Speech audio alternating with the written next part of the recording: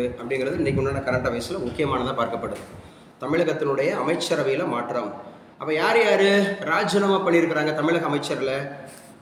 So Senthil Balaji மின்சாரத்துறை அமைச்சராக இருந்த செந்தில் பாலாஜி அவர் என்ன பண்ணுறாரு, ராஜினாமா பண்ணுறாரு செந்தில் பாலாஜி. அதே மாதிரி பொன்முடி அவர்கள், ஸோ இவர் வனத்துறை அமைச்சராக இருந்தார். வனத்துறை அமைச்சர் ஏற்கனவே மகளிர் அப்படிங்கிற மாதிரி பார்த்தீங்க அப்படின்னு சொன்னால் ஒரு சர்ச்சைக்குரிய வழக்கு.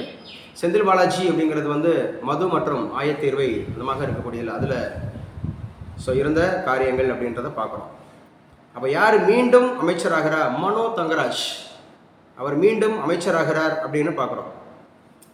போக்குவரத்து துறை அமைச்சர் சிவசங்கருக்கு கூடுதல் பொறுப்பாக மின்துறையும், வீட்டு வசதித்துறை அமைச்சர் முத்துசுவாமிக்கு கூடுதலாக மதுவிலக்கு மற்றும் ஆயத்தீர்வையும், பால்வளத்துறை அமைச்சர் ராஜகண்ணப்பனுக்கு வனத்துறையும், ராஜகண்ணப்பன் அப்படிங்கிறவர் இப்போ வனத்துறை அப்படிங்கிறதையும் எடுத்து பார்க்குறாரு. வனத்துறை ஃபாரஸ்ட் டிபார்ட்மெண்ட் அப்படிங்கிறத எடுத்து பார்க்குறாரு அப்படிங்கிறத நம்ம எடுத்துக்கலாம்.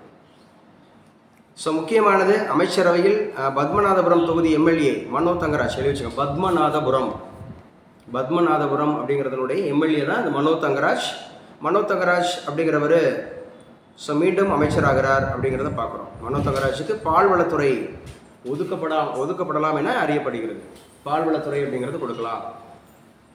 சோவின் அப்படிங்கிறது கொடுக்கலாம் அப்படிங்கிறது 6வது முறையாக அமைச்சரவை மாற்றம் அப்படின்னு சொல்லியிருக்கிறாங்க. ஸோ இதுவும் முக்கியமானதை பார்க்கப்படுது. இன்றைக்கி முக்கியமான நியூஸில் இதுதான் முதல் நியூஸாக இருக்குது அப்படின்னு பாருங்கள். ராஜினாமா.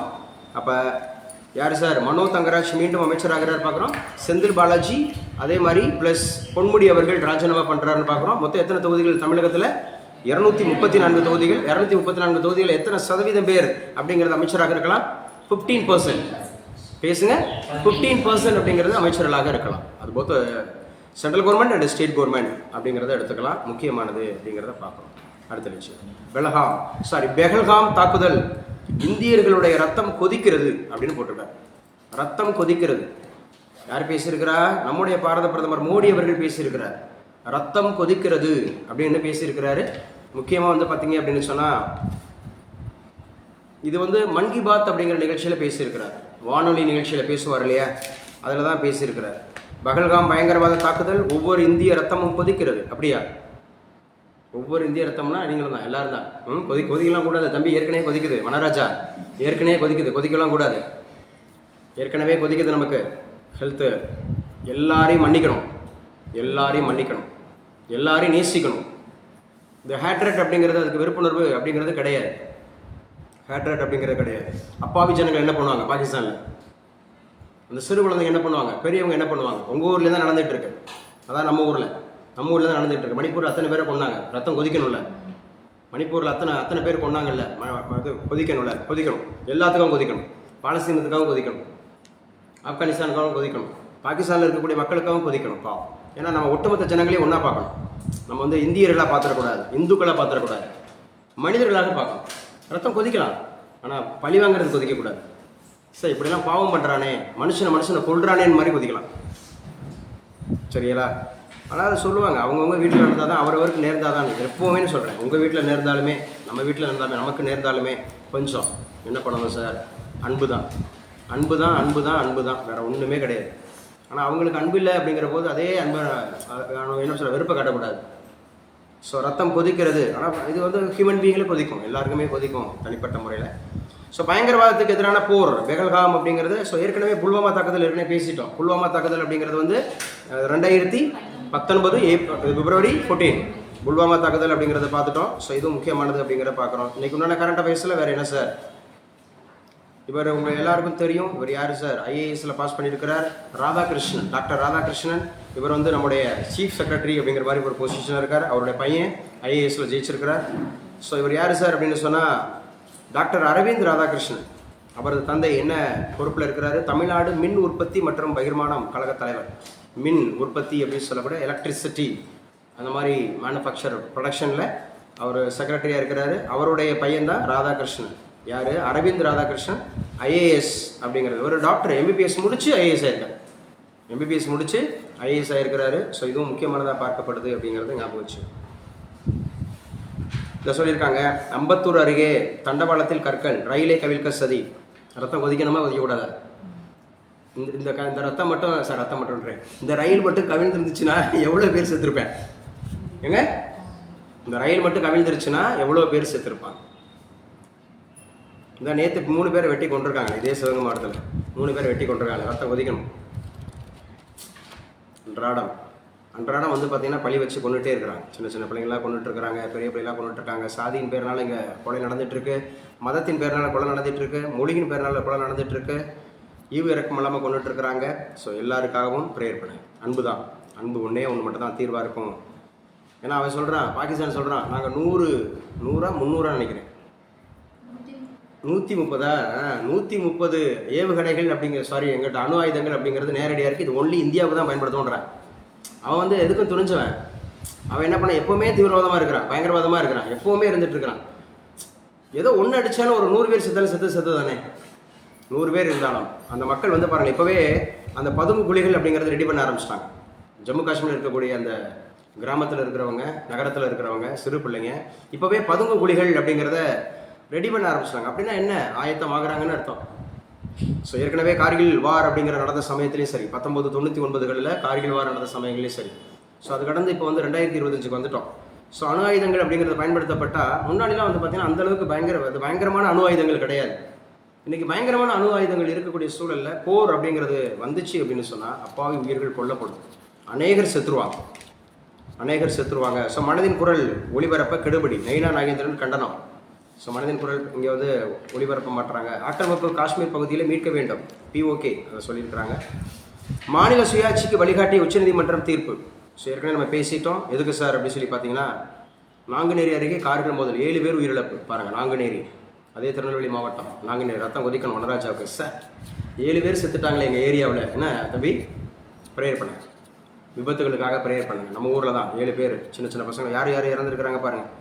58 வயசு, ஓகே, 68 வயசு அவங்க மனைவி, அதே மாதிரி ஜோபட், மருமகள் அமுதா, ஜோஹனா, ஜுபினா, ஜோஹன். ஸோ உங்கள் கன்னியாகுமரி மாவட்டம் திங்கள் சந்தைக்கு சென்று கொண்டிருக்கிறாங்க. ஸோ பாருங்கள் எவ்வளோ டேமேஜ் ஆகிருக்கு, எவ்வளோ பேர் இறந்துருக்கிறாங்க. அட்லீஸ்ட் உங்கள் ப்ரேயரில் இது காமன் டு ஆல். இது வந்து காமன் டு ஆல். நீங்கள் மற்றவங்களுக்காக ப்ரேயர் பண்ணி பாருங்கள். நீங்கள் காலையில் எழுந்தவுடனே நன்றி சொல்லுங்கள். So you are alive. நம்ம உயிரோடு இருக்கிறோம் அப்படிங்கிறக்காக நன்றி சொல்லுங்கள். எத்தனை பேர் உயிர் இல்லாமல் இப்போ நேற்றுக்கு நான் ஹாஸ்பிட்டல் போயிருந்தேன். இதே காரைக்குடி ஹாஸ்பிட்டல் போயிருந்தேன். குத்துயிரும் கொலையுருமாக அவ்வளோ பேர் கிடக்கிறாங்க. நேற்றுக்கு நான் சாப்பாடு கொடுத்தேன், எல்லாருக்கும் சாப்பாடு கொடுத்தேன். ரோட்டில் போய் தெருவில் போயிட்டு புதுசாக ஒருத்தர் வந்திருக்கிறாரு, ஒரு கால் ஃபுல்லாக கம்ப்ளீட்டாக இல்லை, தொடை பக்கத்தில் ஒரு கம்ப்ளீட்டாக ஒரு காலே இல்லை. ஸோ அநேகர் வந்து பட்டினியால் கிடக்கிறாங்க. பட்டினியாலையும் கிடக்கிறாங்க. ஸோ இதெல்லாம் நீங்கள் நினச்சி பார்க்கும்போது அன்பு அப்படிங்கிறது தானாக ஓடி வந்துடும். ஸோ நாங்குநேரி இந்த மாதிரி பாருங்கள். உயர்கல்வியில் என்ன சார் சட்ட திருத்தம் தேவை, உயர்கல்வியில் சட்ட திருத்தம் தேவை அப்படின்னு ஒரு கட்டுரை எழுதப்பட்டிருக்கு. என்ன சார் சொல்லியிருக்கிறாங்க உயர்கல்வியில் சட்ட திருத்தம்? இன்னைக்கு சூழலில் உயர்கல்வியில் இந்தியாவிலேயே முதல் மாநிலமாக திகழ்வது எந்த மாநிலம்? தமிழ்நாடு. நல்லா பேசுங்க. தமிழ்நாடு உயர்கல்வித்துறை அமைச்சர் யார்? கோவி செலியன். தமிழ்நாடு பள்ளிக்கல்வித்துறை அமைச்சர் யார்? அன்பில் மகேஷ் பொய்யாமொழி. அன்பில் மகேஷ். டைம் சொல்லுங்கள். ஸோ இது முடிச்சதுக்கப்புறம் அப்படியே யூனிட் 5 குயிக், தமிழ்நாடு பற்றி, தமிழ்நாடு ஜியோகிராஃபி, தமிழ்நாடு பொருளாதாரம் 9:40 10 மணிக்கு முடிச்சிருவோம். 10 மணிக்கு முடிச்சிருவோம். 12 மணி வரைக்கும் 2 hours வந்து அப்படியே யூனிட் 5 குயிக் எடுத்துகிட்டு போகலாம். அந்த பெரிய சாப்டர் முடிக்கலாம். உலக நாடுகளில் தமிழ்நாட்டு மாணவர்கள் பல்வேறு துறைகளில் சிறப்பாக பணியாற்றி வருகிறார்கள். தமிழ்நாடு உயர்கல்வி தரத்துக்கும் ஆராய்ச்சி திறனுக்கும் இவை சான்றுகளாகும். ஆனாலும் உயர்கல்வி தரம் நாளும் உயர வேண்டும் என்னும் நோக்கத்தின் அடிப்படையில் சில மாற்றங்களை செய்வது விரும்பத்தக்கதுன்னு சொல்லி கட்டுரை எழுதியிருக்கிறாங்க. ஸோ உயர்கல்வி குறித்து இதற்கு ஒரு முடிவே கிடையாதா அப்படின்னு ஒரு கட்டுரை எழுதியிருக்கிறாங்க. எதுக்கு சார்? இந்த மாதிரி மெயின்ஸுக்கு படிக்கக்கூடியவங்க, நீங்கள் ஆஃபீஸர் ஆகணும்னு நினைக்கிறவங்க இந்த தலையங்க பக்கத்தில் மெனக்கடணுங்க. இது மெயின்ஸ் டாப்பிக்காக நீங்கள் எடுத்துக்கிட்டு நீங்கள் பாயிண்ட்ஸ் எல்லாம் சேகரிக்கணுங்க, இப்போ இருந்தே சேகரிக்கணுங்க. சிவகாசியில் சனிக்கிழமை மீண்டும் ஒரு பட்டாசு ஆலை விபத்து. பாருங்க, 3 பெண்கள் உயிரிழந்திருக்கிறார்கள், 7 பேர் காயமடைந்திருக்கிறார்கள். வழக்கம் போல தீயணைப்பு கைது, மீட்பு பணி இழப்பீடு. அடுத்தவங்க கொண்டா மட்டும்தான் நமக்கு வந்து கோபம் வரும். ஆனால் ஜனங்கள் வந்து செத்துக்கிட்டு இருக்கான். மோட்டார் பைக்கில் சாகுறான், பைக்கில் காரில் சாகுறான், போய் ஏற்றி கொள்றான், வெட்டி கொள்றான். அதுக்கெல்லாம் நம்ம வந்து ஃபீல் பண்ணணும். என்னப்பா அதுக்கும் ஃபீல் பண்ணணும், என்னப்பா அப்படின்னு சொல்லிட்டு ஃபீல் பண்ணணும். ஆண்டொன்றுக்கு 6000 கோடி விற்று வர உள்ள பட்டாசு தொழில் 3 லட்சம் எழுதி வச்சு 6000 கோடியா வருஷத்துக்கு. பட்டாசு தொழில் மட்டும் சிவகாசி, குட்டி ஜப்பான் சொன்னேன் இல்லையா, ஜவஹர்லால் நேரு தான் அழைச்சாருன்னு சொன்னேன் இல்லையா, ரொம்ப முக்கியமானது. 6000 கோடியா வருஷத்துக்கு. 6000 கோடி இதில் மட்டும், பட்டாசில் மட்டும், கிராக்கர்ஸில் மட்டும் 6000 கோடி. இதெல்லாம் நீங்கள் மெயின்ஸுக்கு எடுத்து எழுதிக்கலாம், மெயின்ஸுக்கு நீங்கள் புரிஞ்சுக்கலாம். இதெல்லாம் மெயின்ஸுக்கு முக்கியமான பாடம் அப்படிங்கிறத புரிஞ்சுக்கலாம். 6000 கோடி அப்படிங்கிறது வந்து என்ன சார் நடக்குது அப்படின்னு சொல்லி பார்த்தீங்கன்னா, பட்டாசு தொழிலில் மட்டும் நடக்குது. அதே மாதிரி 3 லட்சம் பேர் இந்த தொழிலில் ஈடுபட்டிருக்கிறாங்க நேரடியாக. 3 லட்சம் பேர் நேரடி அப்படிங்கிறது இது மெயின்ஸுக்கு முக்கியங்க. 3 லட்சம் பேர் அப்படிங்கிறது நேரடியாக ஈடுபட்டிருக்கிறாங்க எம்ப்ளாய்மெண்ட். ஸோ 4 லட்சம் பேர் மறைமுகமாக ஈடுபட்டிருக்காங்க இன்டைரக்ட் எம்ப்ளாய்மெண்ட். இதில் கிராக்கர்ஸில் மட்டும் 3 லட்சம் பேர் நேரடியான தொழிலில், 4 லட்சம் பேர் அப்படின்னு சொன்னால் விற்கிறதில்ல, மார்க்கெட்டிங்கில் விற்கிறதுல அது மாதிரி 4 லட்சம் பேர் ஈடுபட்டிருக்கிறாங்க. இதனால் 10 லட்சம் குடும்பம் வாழ்வாதாரமா, 10 லட்சம் குடும்பம் வாழ்வாதாரம் அப்படின்னு சொல்லியிருக்காங்க. 10 லட்சம் குடும்பம் வாழ்வாதாரம். அதே மாதிரி விருதுநகர் மாவட்டத்தில் தான் சிவகாசி வருது. விருதுநகர் மாவட்டத்தில் முக்கியமான தொழில் அப்படிங்கிறது இதுதான் இருக்குது, பிரிண்டிங். ஸோ தொழில் நகரம் அப்படின்னாவே விருதுநகர் எடுத்து வச்சுக்கணும். தொழில் நகரம்னாவே விருதுநகர், அதில் சிவகாசி வருது. சிவகாசியை பொறுத்தவரை 3 முக்கியமான தொழில், ஒன்று பிரிண்டிங், இன்னொன்று கிராக்கர்ஸ், இன்னொன்று மேட்ச் பாக்ஸ். இந்த 3மே முக்கியமானது அப்படி சொல்லி பார்க்கலாம். பிரிண்டிங் அதுவும் ரொம்ப ரொம்ப முக்கியமானது. ஸோ இந்த கட்டுரை எழுதப்பட்டிருக்கு, நல்லா படிச்சு.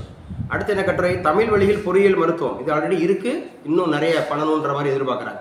தமிழ் வழியில் என்ஜினியரிங், தமிழ் வழியில் மெடிக்கல் அப்படிங்கிறது இருக்குது, இன்னும் நிறைய பண்ணணும் அப்படிங்கிற மாதிரி சொல்கிறாங்க, முக்கியமானது. ஸோ இன்றைக்கி என்ன சார் கார்ட்டூன் வரைஞ்சிருக்காங்க? கார்ட்டூன் வரைகிறாருன்னாவே அது மெயின்ஸில் இன்டர்வியூவில் அதிகமாக கேட்கக்கூடிய வாய்ப்புள்ள கொஸ்டின்ஸ். கட்டாயிச்சாப்பா? ரஞ்சிதாக்காவா? நினச்சி விடுங்கப்பா. ஸோ ஐநா சபை அப்படிங்கிறது வந்து பார்த்தீங்க அப்படின்னு சொன்னால் ஒன்று ஏதோ இயக்கிற மாதிரி இருக்குது, ஒரு கை வச்சு ஏதோ வச்சு இயக்கிற மாதிரி இருக்குது. கண்டிக்கிறோன்னு போட்டிருக்காங்க. யாரை? பெஹல்காம் தாக்குதலை. பெஹல்காம் தாக்குதல் அப்படிங்கிறத நாங்கள் கண்டிக்கிறோம் அப்படின்னு சொல்லிட்டு பாதுகாப்பு அமைச்சகம் அப்படின்றது சொல்லியிருக்கு. ஸோ பாதுகாப்பு அமைச்சகம் அப்படிங்கிற செக்யூரிட்டி கவுன்சில், அங்கே பாதுகாப்பு சபை அப்படிங்கிறது சொல்லியிருக்கு. ஐக்கிய நாடுகள் சபையை பற்றி நம்ம நிறைய பேசிட்டோம். எந்த வருஷம் உருவாச்சு? 1945 அக்டோபர் 24. எந்த வருஷம் கையெழுத்து போட்டாங்க? அக்டோபர் 30, 19. பேசுகிறீங்களா நீங்கள்? சொல்லுங்கள், நல்லா சத்தமாக பேசுங்க. அக்டோபர் 25, 1945. அக்டோபர் 30, 1945. யூஎன்ஓட சார்பு நிறுவனங்கள் எல்லாமே தெரிஞ்சு வச்சுக்கணும். அது எந்த வருஷம் ஓட்டோ எல்லாம். இந்த இது டபிள்யூன்னு ஆரம்பிச்சாவே அது சுவிட்சர்லாந்தில் தான் வருதுன்னு தெரிஞ்சு வச்சுக்கணும். WHO எங்கே இருக்குது?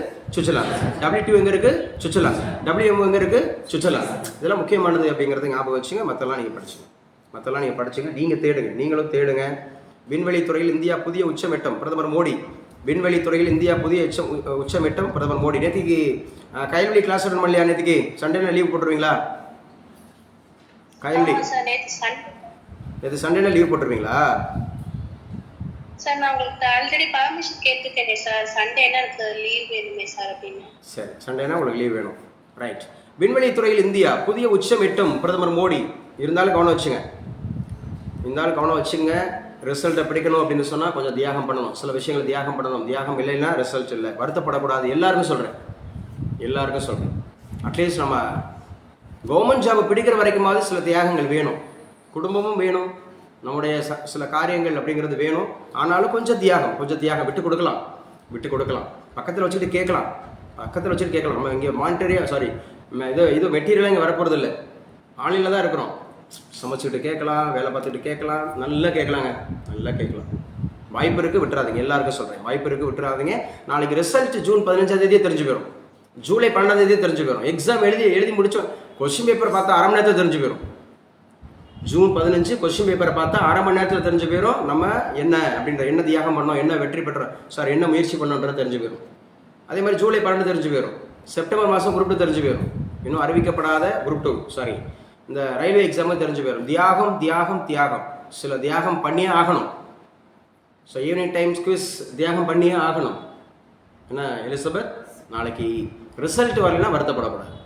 இந்த ஆடியோ வீடியோ இருக்கும், ஃபேஸ்புக்கில் இருக்கும், யூடியூப்பில் இருக்கும். இப்போ நான் பேசிகிட்டு இருக்கிறது ஃபேஸ்புக்கில் இருக்கும், யூடியூப்பில் இருக்கும். முன்கூட்டியே சொல்கிறேன், கண்கட்ட பிறகு சூரிய நமஸ்காரத்துக்காக நான் பேசலை. ப்ரிவென்ஷன் இஸ் பெட்டர் தான் கியூன்றதுக்காக பேசுகிறேன். நான் இப்போவே நீங்கள் முடிச்சுக்கிட்டீங்கன்னா, இப்போவே நீங்கள் கொஞ்சம் சுதாரிச்சுக்கிட்டீங்கன்னா, கொஞ்சம் தியாகம் பண்ணிட்டீங்கன்னா எல்லாருமே பாஸ் பண்ணலாம். நல்ல வாய்ப்பு இருக்குது. நான் சொன்ன தமிழ் தான், நான் சொன்ன மேத்ஸ் தான், நான் சொன்ன ஜிகே தான். அழகாக குரூப் 2 நீங்கள் 70 போஸ்ட் தான் இருக்குன்னு நினைக்காதீங்க. உண்மையாக படிக்கிறவன் 700 பேர் தான். அப்படி படிங்க. உண்மையாக படிக்கிறவன் 700 பேர் தான். 70க்கு 700 தான். சரியா? 3935க்கு 30,900 தான். 30,900 பேர் தான் படிக்க போகிறான். அதனால் நீங்கள் நல்லா உண்மையான போட்டிங்கிறது அதுதான். நம்ம பார்க்குறோம் வந்தால் இந்த சருப்புறம் கலையாக கிடைக்க பாருங்கள். ஞாயிற்றுக்கிழமைனா எவ்வளோ பேர் அட்டன் பண்ணிட்டு இருக்கோன்னு பாருங்கள். ஒரு வினாடி வினா எத்தனை பேர் அட்டன் பண்ணிட்டு இருக்கோன்னு பாருங்கள். அப்பப்போ தலையை காமிக்கிறவங்க எத்தனை பேர்னு பார்த்துக்கணும். இது ஆல் ஓவர் அப்படிங்கிறது நிகழும். இது ரேண்டம் ஸ்டாப்லையும் கிடையாது, ஃபுல்லாக டோட்டல் எழுதி வச்சுக்க. விண்வெளித்துறையில் இந்தியா புதிய உச்சமெட்டும், பிரதமர் மோடி. விண்வெளித்துறை அப்படிங்கிறத ஞாபகம் வச்சுக்கணும். ஸோ விண்வெளி அப்படிங்கிறது ரொம்ப முக்கியமான விஷயங்கள். இதிலிருந்து ஒரு கொஸ்டின் கண்டிப்பாக எதிர்பார்க்கலாம். இஸ்ரோ அப்படிங்கிறது ஞாபகம் வச்சுக்கலாம். சேட்டலைட் ஞாபகம் வச்சுக்கலாம். ஏவுகணைகள் ஞாபகம் வச்சுக்கலாம். இந்தியாவை பொறுத்தவரை 3 முக்கியமானது. அப்போ சுபான்சு சுக்லா அப்படிங்கிறவர் எந்த துறையோடு சம்மந்தப்படுறாரு? விண்வெளித்துறை. என்னங்க? விண்வெளித்துறை. எந்த திட்டத்தோடு தொடர்புடையவர்? ஆக்சிம் 4. எந்த மாதம்? மே மாதம். எந்த நாட்டோட? ஹங்கேரி நாட்டோட. ஹங்கேரி நாட்டு அந்த மாதிரி இருக்கக்கூடியது. வாசிக்கலாம். இதில் முக்கியமாக நிறைய விஷயம் இருக்கு பாரு. கஸ்தூரி ரங்கனுடைய மறைவு இருக்கு இல்லையா? கஸ்தூரி ரங்கன் அப்படிங்கிறது முன்னாள் சேர்மன். எதில்? இஸ்ரோல முன்னாள் சேர்மன். இன்னாள் சேர்மன் யாரு? நாராயணன். எத்தனையாவது? 11வது. எந்த மாவட்டம்? கன்னியாகுமரி மாவட்டம். நாட்டின் அடையாளம் அப்படின்னு சொல்லி பாரு. சந்திராயன் எழுதுங்க. இப்போ இதை பற்றிலாம் நீங்கள் தெரிஞ்சுங்க, கூட தெரிஞ்சுக்குங்க. சந்திராயன் அப்போ 1, 2, 3. சந்திராயன் 1, 2, 3. டேட்டிங் ஞாபகம் வச்சுக்கணும், இயக்குனர் ஞாபகம் வச்சுக்கணும், டைரக்டர் ஞாபகம் வச்சுக்கணும், டேட்டிங் ஞாபகம் வச்சுக்கணும், இயக்குனர் ஞாபகம் வச்சுக்கணும், நோக்கம் ஞாபகம் வச்சுக்கணும். சந்திராயன் 1, 2, 3 எழுதி வச்சுங்க. 1, 2, 3 தெரிந்து கொள்ளுங்க. ஏன்னா நான் சந்திராயன் மட்டும் சொல்லிட்டு போயிட்டேன்னா நீங்கள் அதில் 1, 2, 3 யார் திட்ட இயக்குனர், யார் எந்த நாள் அனுப்பப்பட்டதுன்னு தெரியலன்னு வச்சுங்க. எந்த நாள் அனுப்பப்பட்டதுன்னு ஒரு கேள்வி கேட்டு தெரியாமல் இருந்துச்சுன்னா போச்சு. அப்போ நீங்கள் என்ன பண்ணணும்? இன்னைக்காவது தேடணும். சந்திராயன் 1, 2, 3 எந்த டேட்டு? சரியா? லான்ச் பண்ணது இருங்கம்மா. லான்ச் பண்ணது எந்த டேட்டு? ஸோ அங்கே போய் ஆர்பிட்டை போய் அடைஞ்சது எந்த டேட்டு? அந்த 2 டேட்டு முக்கியம். அதோட ப்ரோக்ராம் டைரக்டர் முக்கியம், ப்ராஜெக்ட் டைரக்டர் முக்கியம். 2 டைரக்டர்ஸ் இருப்பான். ஒன்று ப்ரோக்ராம், இன்னொன்று ப்ராஜெக்ட். அதே மாதிரி அங்கே அது எந்த நோக்கத்திற்காக? சந்திராயன் 1, 2, 3. சந்திராயன் 1, 2, 3. 1 அப்படிங்கிறது வந்து மயில்சாமி அண்ணாதுரை, அப்படிதானே? 2 வந்து பார்த்தீங்க அப்படின்னா சிவன்.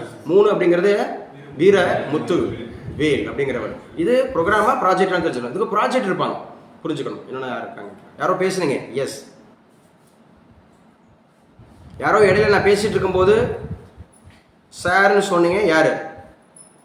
ஒண்ணும் இல்ல சார், சந்திராயன் டேட் கேட்டீங்க சார், அதான் அக்டோபர் 22 சொன்னேன் சார். ஓகே, அக்டோபர் 22 முதல் அப்படிங்கிறது சந்திராயன் 1 எழுதி வச்சுக்கணும். சந்திராயன் 1, 2, 3 மூணுமே இயர் 4 நீங்க தெரிஞ்சுங்க, எல்லாரும் தெரிஞ்சுங்க. அவங்க இண்டிவிஜுவலா போய் ப்ரிப்பேர் பண்ணுங்க, தேடுங்க. 2 ஆதித்யா L1 எல்லாருக்கும் தெரியும். ஆதித்யா L1 அப்படிங்கிறது ரொம்ப முக்கியமானது. இதுவும் நம்முடைய மைல்கல். ஆதித்யா L1 அப்படிங்கிறது வந்து நிகர்ஜாசி தென்காசி. சரியா? முக்கியமானவங்க பெண் அப்படிங்கிறவங்க ஞாபகம் வச்சுக்கணும். Aditya L1 Lagrange. மொத்தம் எத்தனை லெக்ராஞ்சி பாயிண்ட் இருக்கு? 5 பாயிண்ட் இருக்கு. இப்போதான் எத்தனை லட்சத்தில் போய் உட்காந்துருக்கோம்? 5 லட்சத்தில் போய் உட்காந்துருக்கோம். 15 லட்சத்தில். எத்தனை லட்சத்தில்? 15 லட்சத்தில். 15 கோடி இருக்கு. சூரியன் அப்படிங்கிறது 15 கோடி அப்படிங்கிறதுல 15 லட்சத்துல தான் ரீச் ஆகிருக்கிறோம். நம்ம 15 கோடி ரீச் ஆகிறதுக்குள்ள இங்கே பாதி நாடுகள் அழிஞ்சு போயிடும்னு நினைக்கிறேன். I think so. போர்னால அதே அக்னி கந்தகத்தினால. அக்னி கந்தகம்னாவே நெருப்புன்னு சொன்னாவே இந்த மாதிரி இருக்கக்கூடிய அணு ஆயுதங்கள், துப்பாக்கி சூடுகள், இந்த மாதிரி இருக்கிற விஷயத்துல தான் இந்த பூமியானது அப்படிங்கிறது பெரும் அழிவை சந்திக்க காத்திருக்கிறது. 104 செயற்கைக்கோள் முக்கியமானது. நம்ம கின்னஸ் சாதனை படைச்சிருக்கோம். இந்தியா இதுவரைக்கும் எந்த நாடும் 104 செயற்கைக்கோள் அனுப்பல. இதுவரைக்கும் எந்த நாடும் சவுத் போல்ல போய் ரீச் ஆகல. நிலவினுடைய சவுத் போல்ல ரீச் ஆகல இதுவரை. அப்ப 104 செயற்கைக்கோள் அப்படிங்கிறது. அதே மாதிரி ககன்யான் திட்டம் எதோடு தொடர்புடையது? விண்வெளிக்கு மனிதர்களை அனுப்பும் திட்டம். அப்படிங்கிறது ககன்யான் உள்பட. ஸோ நாட்டின் அடையாளம். மியான்மரில் கடந்த மாதம் ஏற்பட்ட நிலநடுக்கத்தை தொடர்ந்து அந்த நாட்டுக்கு உதவ இந்தியாவில் மேற்கொள்ளப்பட்டு வரும். ஸோ என்ன சார் மேற்கொள்ளப்பட்டது? ஆபரேஷன் பிரம்மா. எழுதி வச்சுக்க. முக்கியமானது சமீபத்திய ஆபரேஷன்கள். தனியாக எழுதுங்க. ஏப்ரல் 28 சமீபத்திய ஆபரேஷன்கள் அப்படின்ற மாதிரி. சமீபத்திய விண்வெளி திட்டங்கள் அப்படிங்கிறது நீங்க தான் போய் தேடணும். ஆதித்யா L1 தெரிஞ்சு வச்சுக்கணும். சந்திராயன் 1, 2, 3 தெரிஞ்சு வச்சுக்கணும். மங்கள்யான் 1 தெரிஞ்சு வச்சுக்கணும். இது அது மாதிரி. ஆபரேஷன் பிரம்மா அப்படிங்கிறது மியான்மருக்கு உதவுறதுக்காக, நிலநடுக்கத்தில் பாதிக்கப்பட்டவர்களுக்காக உதவுறதுக்காக. தாய்லாந்து ஞாபகம் வச்சுக்கணும். ஆபரேஷன் பிரம்மா நடவடிக்கையில் பங்கேற்ற அனைவருக்கும் பாராட்டுகள். வசுதைவ குடும்பகம், உலகம் ஒரே குடும்பம் சொல்லியிருந்தாங்க. உலகம் ஒரே குடும்பம். 1 எர்த் 1 ஃபேமிலி 1 ஃபியூச்சர்னா பாகிஸ்தானை எப்படி தானே பார்க்கணும், நம்ம சகோதரன் தானே பார்க்கணும். 1 எர்த்னா அதானே அர்த்தம், ரத்தம் கொதிக்க கூடாதுல்ல. அப்படி கொதிச்சா எல்லா ஊருக்கும் கொதிக்கணுங்க. அதான் 1 எர்த், அதான் 1 ஃபேமிலி, அதான் 1 ஃபியூச்சர். ஒவ்வொரு நாளும் செத்துட்டு இருக்கிறான். இஸ்ரேல் பாலஸ்தீன், ரஷ்யா அடிச்சுக்கிட்டே இருக்கு, உக்ரைன் அடிச்சுக்கிட்டே இருக்கு, Iran, America. So 1 earth 1 family 1 ஃபியூச்சர்னா அதான் அர்த்தம். 1 எர்த்னா வெறும் இந்தியாவுக்குள்ள 32,87,260 மட்டும் தான் 1 எர்த்தா? பேசுங்கப்பா. 1 எர்த்துன்னு சொன்னால் ஒட்டுமொத்த அப்படிங்கிறத எர்த்து. 1 earth 1 family 1 future. உணர்வு தான் நமது பாரம்பரியம், கலாச்சாரம். அப்படின்னா இந்த ஸ்டேட்மெண்ட் வந்திருக்க கூடாது. ரத்தம் கொதிக்கிறதுன்னு வந்திருக்க கூடாது. ரத்தம் கொதிக்கணும்னா பாவம் செய்கிறத பற்றி என்ன தர்மலிங்கம் எவ்வளோ பேர் அதை பாருங்கள். அவங்க எவ்வளோ கனவோடு போயிருப்பாங்க. காஷ்மீரில் ஒரு திருமணமான புதுசில் போயிருக்கிறாங்க. எவ்வளோ கனவு இருந்திருக்கும், எவ்வளோ சந்தோஷம் இருந்திருக்கும். சுட்டு வீழ்த்துறான், சிட்டுக்குருவியை கூட சுட்டு வீழ்த்துறான். சாதாரண அப்படின்ற மாதிரி இருக்கக்கூடியது. அவங்கெல்லாம் மதவாதிகள், அவங்கெல்லாம் பயங்கரவாதிகள், அவங்களாம் மதத்துக்காக ஓடுறவன், மதம் பிடித்தவர்கள். மதம்னு ஒன்று கிடையவே கிடையாது. உண்மையாக சொன்னால் மதம்ன்றது ஒன்று கிடையவே கிடையாது. இங்கே மனிதன் மட்டும்தான் வாழும். கண்டிப்பாக நீங்கள் யாரும் வந்து நீ இந்த மதத்தை சார்ந்தவரான்னு சொல்லிட்டு உங்களுக்கு என்ன கிடையாது, முக்தி கிடையாது. நம்ம நினைக்கிற மாதிரி அந்த கோயிலுக்கு போய் பண்ணுறோம், இந்த சர்ச்சில் போய் பண்ணுறோம், அந்த மசூதியில் போய் பண்ணுறோம், எங்கே யாரும் தப்பிக்க முடியாது. உங்கள் மனச்சாட்சி மட்டும்தான் உங்களுக்கு பதில் சொல்லும். அன்பு, சகிப்புத்தன்மை, விட்டு கொடுக்கறது, சரியா, அந்த ஹேட்ரேட் இல்லாமல் இருக்கிறது, எல்லாரையும் நேசிக்கிறது, மேட்டிமை இல்லாமல் இருக்கிறது, எந்த பாகுபாடும் இல்லாமல் இருக்கிறது, இயன்றது இயலாதவர்களுக்கு செய்கிறது, மனசளவில் யாருக்கும் துரோகம் பண்ணாதது, உடல் அளவுலையும் துரோகம் பண்ணாதது, எல்லாரையும் நேசிக்கிறது, யார் மீது கசப்பு இல்லாமல் இருக்கிறது, முடிந்தவரை உடனே போய் மன்னிப்பு கேட்கறது, அப்படியே அவங்க நேரடியாக மன்னிப்பு கேட்க முடியல, மனசளவில் நான் உங்களை மன்னிச்சிட்டேன், நான் எல்லாரையும் மன்னிச்சிட்டேன். நீங்கள் யாருடைய பாவங்களை மன்னிக்கிறீர்களோ அந்த பாவங்கள் அவர்களுக்கு மன்னிக்கப்படும். நீங்கள் யாருடைய பாவங்களை மன்னியாது இருக்கிறீர்களோ அந்த பாவங்கள் அவர்களுக்கு மன்னியாது இருக்கணும். பாவத்தின் சம்பளம் மரணம், பாவம் செய்வது மரணம் அப்படின்னு சொல்லியிருக்கிறாங்க. அன்பு, எல்லாரையும் அன்பு, நேசிங்க. நீங்கள் உங்கள் உடம்புலேயே நீங்கள் பார்க்கலாம். நீங்கள் யார் மீதாவது கசப்பாக இருந்தீங்கன்னா உங்கள் உடம்புக்குள்ளே பார்க்கலாம். நிஜமாவே நீங்கள் யார் மீதாவது கசப்பாக இருந்தீங்கன்னா, யார் மீதாவது வெறுப்போடு இருந்தீங்கன்னா, ஏதாவது மேட்டிமையோடு இருந்தீங்கன்னா, மற்றவங்க இதை பார்த்து ஏதாவது பொறாமப்படுறீங்கன்னா, சந்தோஷம் இல்லாமல் இருக்கிறீங்கன்னா, உங்கள் உடம்புக்குள்ள எரியும், தக்கன்னு ஏதாவது ஒரு நோய் இருக்கும். விட்டுடுங்க, அன்பு செய்யுங்க. ஐயோ என்னுடைய பாவங்கள் எல்லாம் மன்னிக்கப்படட்டும். எது பாவம்? நான் சொன்னதெல்லாம் பாவம். பேசுகிற புரியுதா? ஏதோ பாவம்னா பெருசாக போய் கொலை செய்கிறது தான் பாவம் நினச்சிடாதீங்க, திருடுறதான், பொய் பேசுகிறது தான் பாவம் நினச்சிடாதீங்க. அன்றாட வாழ்வில் நீ மேட்டிமையோடு இருக்கிற, யார் மீதாவது கசப்பாக இருக்கிற, இறுக்கமாக இருக்கிற, யாரையும் மன்னிக்காமல் இருக்கிற, நம்ம வந்து அப்படி ஏதோ ஒன்று யாருக்காவது எதுவும் தெரியாமல் ஏதோ செய்கிறேன்னா கூட பாவம். இதெல்லாம் ரகசிய பாவங்கள், இதெல்லாம் விட்டுறணும். என்ன சரி வட்சன், இதெல்லாம் விட்டுறணும் இந்த மாதிரி இருக்கிறது. ஸோ ரொம்ப முக்கியமானது ஆப்ரேஷன் பிரம்மா. நம்ம பேசினோம், உலகம் ஒரே குடும்பம் ஒரே உணர்வு தான். இடர்களின் போது உலகின் நண்பர்களாக இந்தியா மேற்கொள்ளும் உடனடி பணிகள், மீட்பு பணிகளுக்கான அர்ப்பணிப்பு தான் நமது அடையாளமாக இருக்கிறது. அது இல்லை, சசேத் அப்படிங்கிற ஒரு ஆப்பு, எதோடு தொடர்புடையது? இந்த சசேத் அப்படிங்கிற ஆப் எதோட தொடர்புடையது? இப்போ இந்த பேப்பரை, இந்த கட்டுரையை படிக்காம விட்டவங்களுக்கு இது தெரியாதுங்க. இந்த சசேத் ஆப்புங்கிறது தெரியாது. அப்ப சசேத் அப்படின்னு சொன்னாவே எந்த ஒரு இயற்கை பேரிடரையும் எதிர்கொள்வதற்கு எச்சரிக்கை உணர்வு. எழுதி வச்சுங்க. இது வந்து பார்த்தீங்கன்னா அலாம் ஆர் அவேர்னஸ். எதற்கு? நேச்சுரல் டிசாஸ்டருக்கு. நேச்சுரல் டிசாஸ்டர்னா இயற்கை பேரிடர். இயற்கை பேரிடர் என்றால் அது தானாக இயங்குவது. So we cannot predict, we cannot control. நம்ம ப்ரெடிக்டும் பண்ண முடியல, கண்ட்ரோலும் பண்ண முடியல. சுனாமிக்கான எச்சரிக்கை மையம் அப்படிங்கிறது வந்து ஹைதராபாத்தில் வைக்க தான் செஞ்சுருந்தாங்க. அதையும் மறைச்சிட்டு தான் சுனாமி இருந்துச்சு 2004. அதையும் மறைச்சிட்டு தான். சசேத் அப்படிங்கிற ஆப் எந்த ஒரு இயற்கை பேரிடரையும் எதிர்கொள்வதற்கு எச்சரிக்கை உணர்வு, விழிப்போடு இருப்பதும் மிக முக்கியம். அந்த அடிப்படையில் சசேத் அப்படிங்கிற ஒரு ஆப், அப்படிங்கிறது வந்து என்ன பண்ணப்பட்டிருக்கான்? ஸோ உருவாக்கப்பட்டிருக்கிறது. சசேத் அப்படிங்கிற ஒரு ஆப்பு அப்படிங்கிறத ஞாபகம் வச்சுங்க. இது முக்கியமானது அப்படிங்கிறத பார்க்கணும். சசேத்துங்கிற ஆப். அடுத்து என்ன சார் இதில் முக்கியமானது இருக்குது அப்படிங்கிறத பார்க்கலாம். இதெல்லாம் வந்து ஒரு மன் கி பாத்தில் நிறைய பேசியிருக்கிறார். தேசிய பேரிடர் மேலாண்மை, இந்த பேச்செல்லாம் கவனிக்கணும். அவங்க பேசும்போது முக்கியமான விஷயங்கள்லாம் சொல்லியிருப்பாங்க. இப்போ எதெல்லாம் இயற்கை பேரிடர் வருது? ஃப்ளட்டு வருது, வெள்ளம். ஏன்னா இது ஜியோகிராஃபியில் நமக்கு ஒரு பாடம். ஃப்ளட்டு, வெள்ளம் வருது, நிலச்சரிவு வருது, நிலச்சரிவு அப்படிங்கிற லேண்ட்ஸ்லைடு வருது. அப்புறம் சுனாமி, ஆழிப்பேராலை, சுனாமினா ஆழிப்பேராலை வருது. காட்டுத்தீ, ஃபயர், அந்த மாதிரி இருக்கக்கூடியது, வைல்டு ஃபயர் வருது. பனிச்சரிவு அப்படின்னு சொல்லக்கூடிய கிளாசியர். அப்போ மாதிரி புயல், அது மாதிரி சைக்ளோன் அப்படிங்கிறது வருது. மின்னல், வெட்டி. இப்போ மின்னல் அப்படிங்கிறது நேற்றுக்கு வந்து பார்த்தீங்கன்னு சொன்னால் இலங்கையில் 4 பேர், நேற்றுக்கு மின்னல் அப்படிங்கிறது 4 பேர் செத்துருக்காங்க. இச்செயலி மக்களுக்கு தேவையான அனைத்து தகவலையும் அளிக்கும். இச்செயலியை மக்கள் பயன்படுத்தி பயனடைய வேண்டும். எந்த செயலியுமா? சசேத் அப்படிங்கிற ஆப். இன்னைக்கு தான் தெரிஞ்சுக்கிட்டேன். ஏற்கனவே சசேத்தை பற்றி எனக்கு தெரியுன்ற கை வருத்துங்க. ஆஃப்லைனில் எனக்கு சசேத்துன்னு ஒரு ஆப் இருக்கிறது தெரியும் அப்படின்னு யாராவது இருக்கீங்களா? ஆஃப்லைன் இல்லை, ஆன்லைன். எனக்கு சசேத்துன்னு ஒரு ஆப் இருக்குது அப்படின்ற மாதிரி யாருக்கா தெரியுமா? நேச்சுரல் டிசாஸ்டர் மேனேஜ்மெண்ட்டை கண்டறிவதற்காக எனக்கு ஏற்கனவே நான் பேப்பர் படிக்கும்போது இல்லை ஏதோ ஒரு விஷயத்தை நான் கவனிக்கும்போது நான் படிச்சிட்டேன்ற யாராவது இருக்கீங்களா? அப்போ இதுதான் நீங்கள் புதுசு. அப்போ தான் சொல்கிறோம். அப்போ if you are not updated you will be outdated. அப்போ அப்டேஷன் ஆகிட்டே இருக்கணும். ரைட், எழுதி வச்சுக்கோங்க. தாயின் பெயரின் மரம் நடும் திட்டம். இந்த முக்கியமான திட்டம். தாயின் பெயரின் மரம் நடும் திட்டம். தாயின் பெயரில் மரம் நடும் திட்டம். சாரதி சொல்லியிருக்காரு, போப்பாண்டவர் மதம் என்பது இயற்கை வளத்தை பாதுகாக்க மட்டும் சொன்னாங்க சார். போப்பாண்டவர் மதம் என்பது இயற்கை வளத்தை பாதுகாக்க மட்டும் சொன்னாங்க சார் அப்படின்னு சொல்றாரு. எனக்கு ஒன்றும் புரியல. ஹரிகிருஷ்ணன் இருக்கியாப்பா சிவகங்கா? அன்னை பக்கத்தில் இருக்காரா? சாரதி பக்கத்தில் இருக்காரா? லிங்க் அனுப்பிச்சு கூட உள்ள வர சொல்லு. வருவாரா? மறையில இருக்காங்க சார், வருவாங்களா தெரியல சார். வரலவாங்கன்னு தெரியல. என்னவோ சொல்லியிருக்காரு, மதம் என்பது இயற்கை வளத்தை பாதுகாக்க மட்டும் அப்படின்னு சொல்லியிருக்கிறாரு. இது வந்து போப்பாண்டவர் சொன்னதாக சொல்றாரு. எனக்கு ஒன்றும் புரியல, இது என்னன்னு தெரியல. சரி, அப்புறம் பேச சொல்லுங்க. தாயின் பேரில் நோ சார், என்னமோ ஜெயந்தி சேட்டு நோ சார்ன்றாங்க. இதுக்கு என்னன்னு தெரியல. நோ சார்னா எதுக்கு நோ? தாயின் பேரில் மரம் நடும் திட்டம் இதுவரை நாடெங்கிலும் 140 கோடிக்கும் மரங்கள் எழுதி வச்சுக்க, 140 கோடி மரங்கள் நட்டாச்சா. அப்பனா என்ன சொல்றாரு? யார் இதுல யாராவது தாயின் பேர்ல மரம் நட்டவங்க இருக்கீங்களா? கவனியா, அம்மா பேர்ல ஒரு மரம் நட்டியா? ஆனா அவர் என்ன சொல்லியிருக்காருன்னா 140 கோடி ஜனங்கள் இருக்காங்களா இல்லையா? நம்ம இந்தியாவில் எத்தனை கோடி ஜனங்கள் இருக்காங்க? 140 கோடி ஜனங்கள் இருக்காங்க. அப்ப 140 கோடி மரங்கள் நட்டப்பட்டுச்சுன்னா ஒரு தாய்க்கு ஒரு மரம் தான் நடணும். ஒரு தாய்க்கு ஒரு மரம் தான் நடணும். சரியா? அப்ப 140 கோடிக்கும் மேற்பட்ட மரங்கள் நடப்பட்டுருச்சான். 140 கோடிக்கும் மேற்பட்ட நடங்கள். அவன் என்ன சொன்ன? தாயின் பேரில் மரம் நடும் திட்டத்தின் கீழ் இதுவரை நாடெங்கிலும் 140 கோடிக்கும் மேற்பட்ட மரங்கள் நடப்பட்டுள்ளன. ஜூன் 5ஆம் தேதி எழுதி வச்சுக்கோ. சூப்பர். உலக சுற்றுச்சூழல் தினம், வேர்ல்டு என்விரான்மெண்ட் டே. ஒரு டே கண்டிப்பா கேட்பாங்கன்னு சொன்னேன்.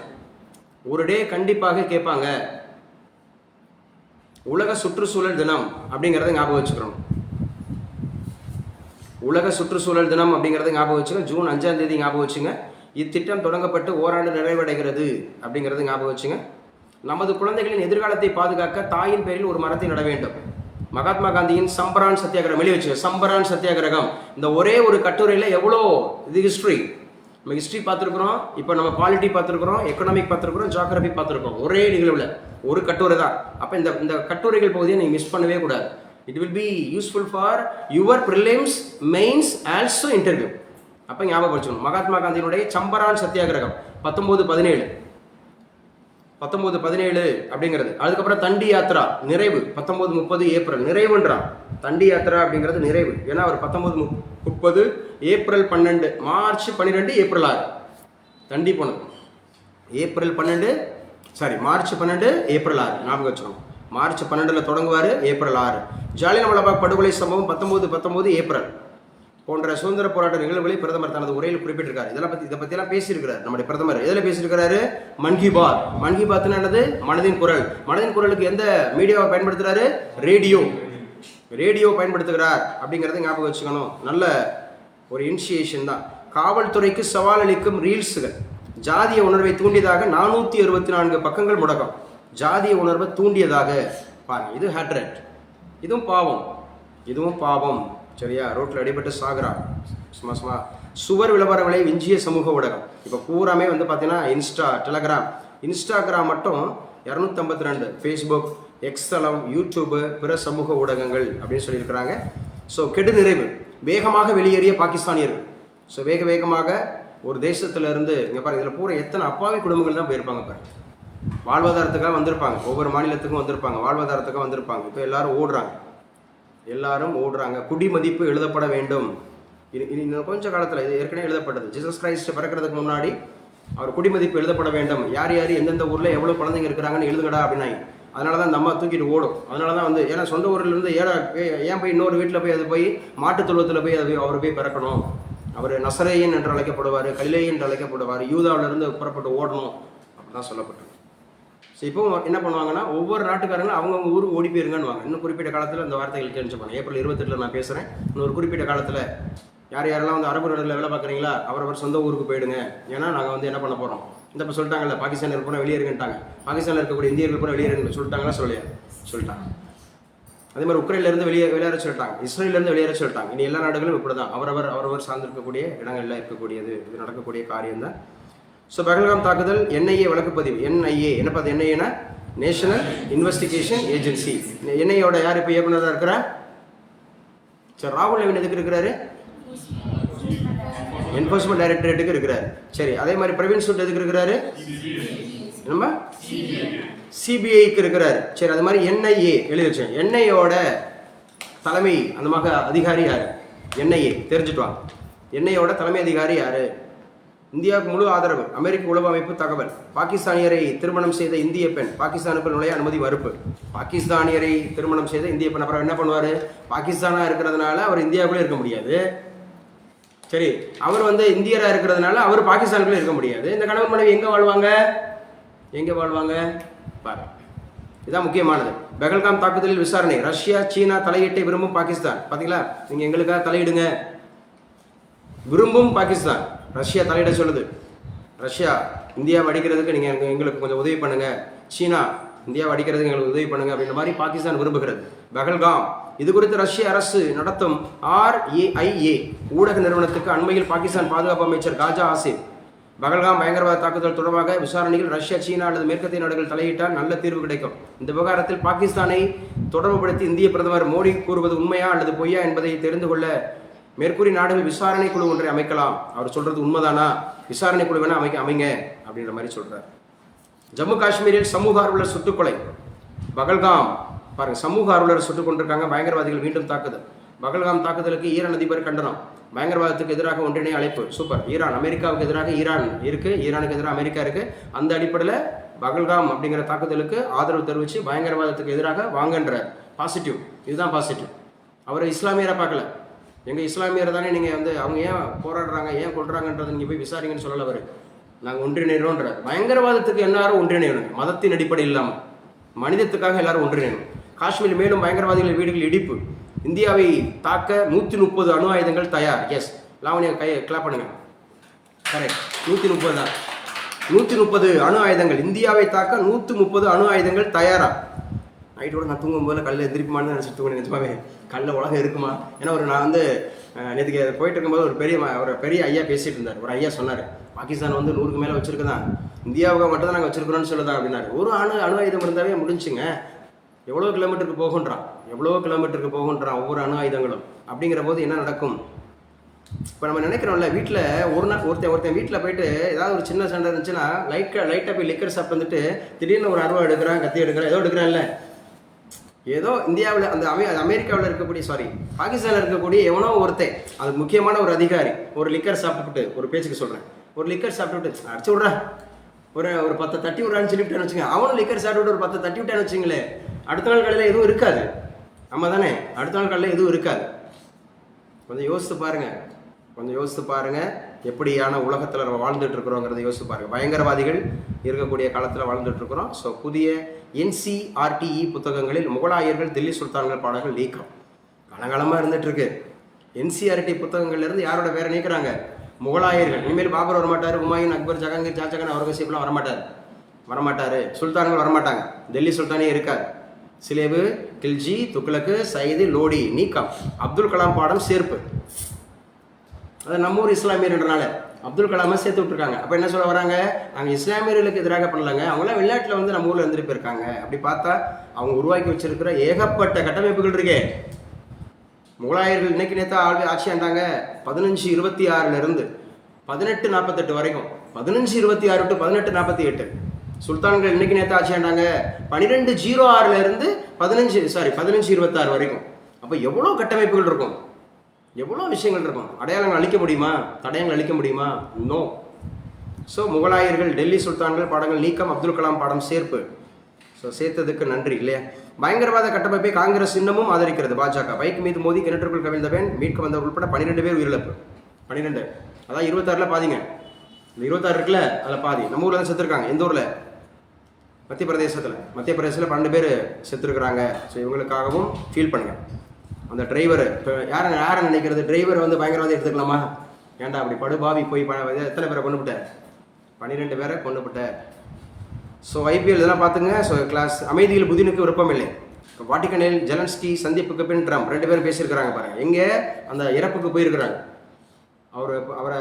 ஸோ நம்ம யார்? போப்பாண்டவர். அவங்க 2 பேரும் பேசிக்கிறாங்க. யார் 2 பேரும் பேசிக்கிறாங்க? டொனால்ட் ட்ரம்ப்பும். நல்லா பேசுங்க. ஒலாதிமிர் ஜெலன்ஸ்கி. ஒலாதிமிர் ஜெலன்ஸ்கி எந்த நாட்டினுடைய அதிபர்? உக்ரைனோட கேபிட்டல் சிட்டி அது கியூ அப்படிங்கிறத ஞாபகம் வச்சுக்கணும். முக்கியமானது 2 பேரும் சும்மா நார்மலாக பேசிக்கிறாங்க பாருங்க. சாதாரண சேர் தான். ஈரான் துறைமுக வெடி விபத்து, உயிரிழப்பு 40 உயிரிழப்பு. 40 பேருங்க, 40 பேர் விழுந்திருக்கிறாங்க. 26 கூட தானே, 26 கூட. எந்த ஊரில்? ஈரான். அங்கே மனுஷன் தான் செத்துருக்காங்க, மனிதர்கள் தான் செத்துருக்காங்க. சரியா. கனடா கலாச்சார விழாவில் மக்கள் கூட்டத்துக்கு பூந்த கார் 11 பேர் விழுந்திருக்காங்க. 11. ஒவ்வொரு நாளும் எத்தனை உயிரிழப்புகள் பாருங்க. ஆப்கானிஸ்தானிலிருந்து ஊடுருவி 54 தாலிபான்கள் சுட்டுக்கொலை. ஆப்கானிஸ்தானிலிருந்து ஊடுருவிய 54 தாலிபான்கள் சுட்டுக்கொலை, பாகிஸ்தான் ராணுவம் நடவடிக்கை. அதே பாகிஸ்தான் ராணுவம் 54 பேர் தாலிபான்கள் அப்படிங்கிற மனுஷங்களை தான் சுட்டு கொண்டு இருக்கு. ஆனால் அவங்க வச்சுக்கிறது தாலிபான்கள், அவங்க வச்சுக்கிறது அல்கொய்தா, அவங்க வச்சுக்கிறது ஏதோ சம்திங் ஒரு அமைப்புன்னு வச்சுக்கிறது, மனுஷன் வச்சுக்கிறது மனுஷனுக்காக. ஆனால் மனுஷன் தான் செத்துருக்கிறான், மனுஷன் தான் செத்துருக்கான். பாருங்க, தியாகராயர் வழியில் தமிழகத்தை உயர்த்துவோம். பகல்காம் தாக்குதல் காயமடைந்த தமிழக மருத்துவ விரைவில் குணமடைவார். விலை உச்சம் தொட்டாலும் தங்க நகை வாங்க மக்கள் ஆர்வம். அக்ஷய திருதி என்னைக்கு? 30 சரி தெரியல, விட்டுருவோம். அது இருக்கு. தவிக்கும் கோடை தற்காத்துக் கொள்வது எப்படி? ஸோ கொடுத்துருக்குறாங்க. கோடை காலத்தில் நம்ம எப்படி நம்ம தாமே பாதுகாத்துக் கொள்ளணும், தற்காத்துக் கொள்ளணும். Current affairs over. யூனிட் 5 எழுத ஆரம்பிச்சுக்கலாம். யூனிட் 5 இதுதான் டிசைடிங் ஃபேக்டராக இருக்க போகிறது. குரூப் 1 அப்படிங்கிறதுல நமக்கு வந்து யூனிட் 5, 6 முக்கியமான டாப்பிக்காக இருக்க போது. யூனிட் 5, 6 மட்டும் 80 கேள்விகள். எவ்வளோமா? 5, 6 மட்டும் எத்தனை கேள்விகள்? 40, 50, 40, 90 கேள்விகள். 90 கேள்விகள் இடம்பெற போகிறது குரூப் 1. நான் ஏற்கனவே சொல்லிட்டேன், இது வந்து காமன் டு ஆல். நம்ம அடிக்க போகிறது ஜிகே அப்படிங்கிறது ப்ளஸ் தமிழ் ஜிகே. தமிழில் நம்ம 100க்கு 100 பிடிச்சே ஆகணும். மேத்ஸ் 25க்கு 25 நம்ம பிடிச்சே ஆகணும். ஜிகே நம்ம படிச்சிட்டோம் ஓரளவுக்கு, இப்படி ரீகால் பண்ணிக்கலாம்.